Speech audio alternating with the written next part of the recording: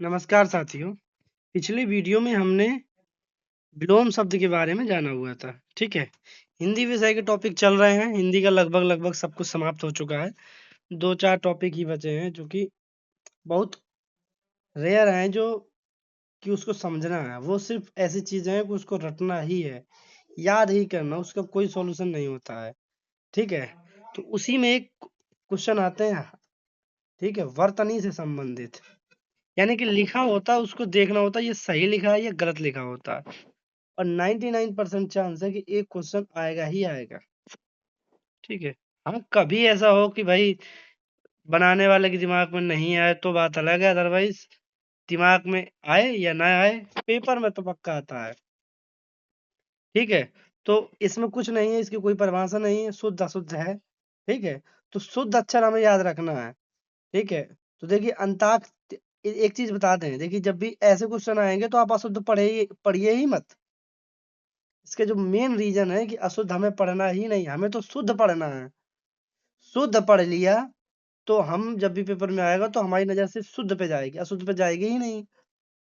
भाई हमने जिस चीज को देखा ही नहीं है उस चीज के बारे में हम कैसे पता लगा लेंगे ये अशुद्ध है कि शुद्ध है। इसीलिए हमें सिर्फ शुद्ध देखना है, शुद्ध ही याद करना है। इसीलिए हम देखिए, किताब में कैसा दिया इससे कोई मतलब नहीं है, हमें ये पढ़ना ही नहीं है इनको, हम तो सिर्फ इनको पढ़ेंगे। ठीक है, मेरा जो मानना है। अगर आपको नहीं लगता अच्छा तो कोई बात नहीं। ठीक है, तो अंताक्षरी इस तरीके से लिखते हैं। ठीक है, कवयत्री लिखते हैं और पूजनीय लिखते हैं। तदुपरांत इस तरीके से लिखते हैं। ठीक है, द्वारिका, पूजनीय, अंतर्धान, अहल्या। ठीक है, तो इस तरीके से लिखते हैं।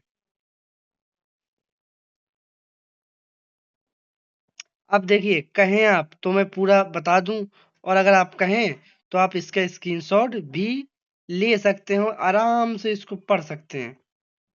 ठीक है, ये स्क्रीनशॉट इसका आप ले लीजिए। ठीक है, सबसे पहले तो आप स्क्रीनशॉट ले लीजिए। अब अ- अगर आपको लगता है कि मैं बता दूं तो मैं बता दे रहा हूं।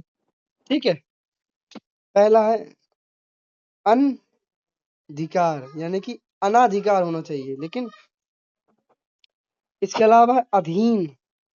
ठीक है, फिर है चरमोत्कर्ष। ठीक है, श्रीमती बड़ी आती है। ठीक है, और देखिए इस तरीके से ही लिखते हैं ज्यादातर लोग। कालिदास, अक्षुण, पौरुष। ठीक है, इसके बाद है वंदना, क्लेश, श्रृंगार, उज्ज्वल, हिरण्यक, हिरण्यकश्यपु, हिरण्यकशिपु। ठीक है, इस तरीके से लिखा जाएगा, हमें ये पढ़ना ही नहीं है। ये पढ़ेंगे तो कंफ्यूजन होगी जब पेपर में आएगा। कवयत्री।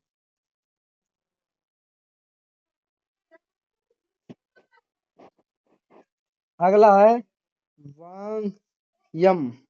ठीक है, ये इस तरीके से लिखा जाएगा, इस तरीके से अंतर्धान षष्ठ। अब इस तरीके से पेपर में आएगा तो ये गलत है। हाँ, अगर पीछे हलंत लगा होगा तो सही होगा।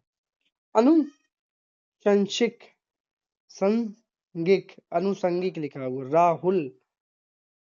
देखो, अब इन दोनों में कोई अंतर नहीं है। ठीक है, तो कई बार इसमें गलत लिख जाता है, इस तरीके से राहुल लिखा हुआ है। किताब है, थोड़ा बहुत ऊपर नीचे हो जाता है।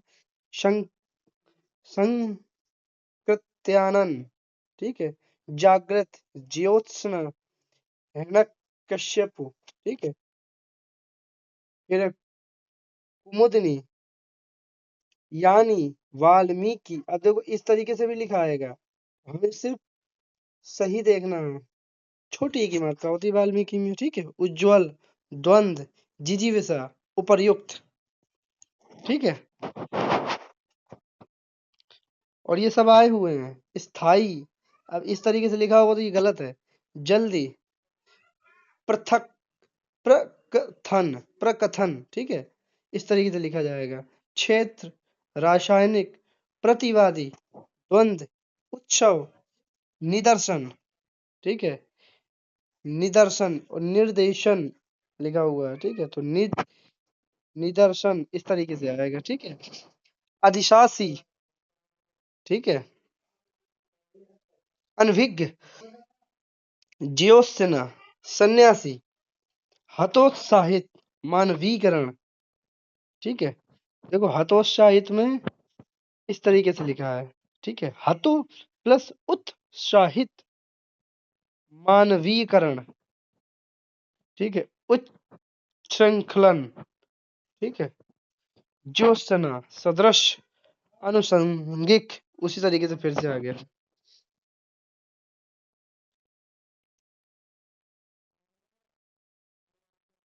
यहाँ पे देखते हैं इस तरफ, गरिष्ठ, अंजलि, ठीक है, मैथिली शरण, अनाधिकृत, अनधिकृत लिखा है, अनधिकृत, अनाधिकृत होगा, ठीक है, कवयत्री, विदुषी, उज्ज्वल, संन्यास, भागीरथी, विरहिणी, प्रज्वलित, उज्ज्वल, समुज्ज्वल, पारलौकिक, निश्चेष्ट,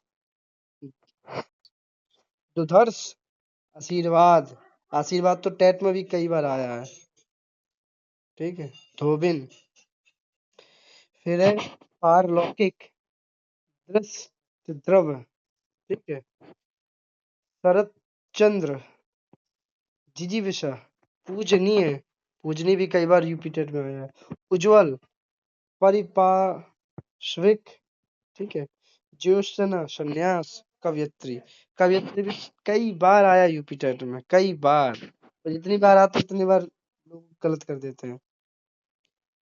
मंत्रिमंडल, अब अनभिज्ञ, स्वतंत्र, इस तरीके से लिखा जाएगा, ठीक है, पुरुष, पुनरुत्थान, हम लोग भी कई बार गलत लिख देते हैं, ठीक है, जैसे वाल्मीकि आया तो वाल्मीकि में कई बार देखा, क्या मैंने खुद, मुझे याद है कि कई बार बड़ी लिखा है, ठीक है, प्रतिद्वंदिता, देखिए सच्चाई बताने में कोई वो नहीं है भाई, कोई चीज नहीं पता है तो क्या कर सकते हैं अब भाई, बर्तनी अलग चीज होती है, बोलने में क्या कुछ अलग होता है। उद्ग्रीव, प्रतिद्वंदिता, युधिष्ठिर, उच्च श्रृंखला, उच्च श्रृंखलता, ठीक है, सनंद्र, आयुर्वेदिक, नैमित्तिक, ठीक है, तो ये इसके अलावा देखिए दूसरे पेज का आप स्क्रीनशॉट ले लीजिए,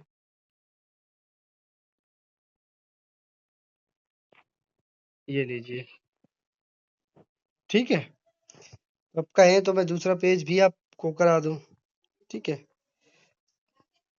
बाकी अनुच्छेद बहुत आया है, ठीक है,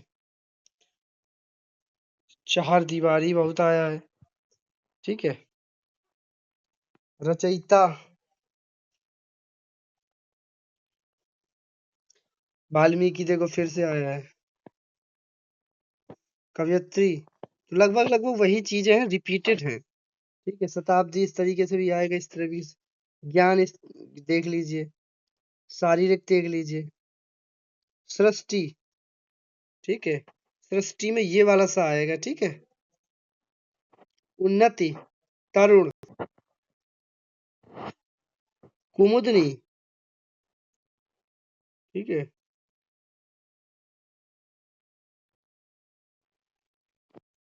अप्रत्याशित, स्रोत, दंपत्ति, संवत, ठीक है, अत्याधिक,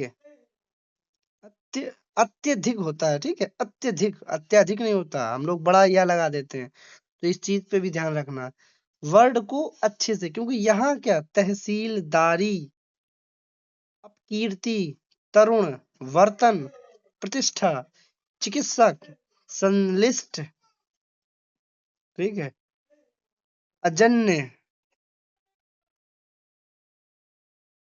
महात्मय, आरोग्य, सुश्रु, शारीरिक, ये सब बता चुके हैं, ठीक है, षड्यंत्र, परीक्षा, ठीक है, अंतर्निहित, अहल्या, अहिल्या नहीं होगा, अहिल्या होगा, ठीक है, ये देखिए कई, ये भी यूपी टेट में आया एक बार और विवादित हो गया था, अहल्या होगा, कालिदास, आह्वान,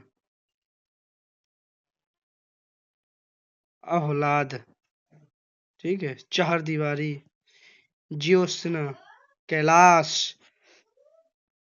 नुपुर, परिस्थिति, ये फिर से वही आ गया वाल्मीकि वगैरह, ठीक है।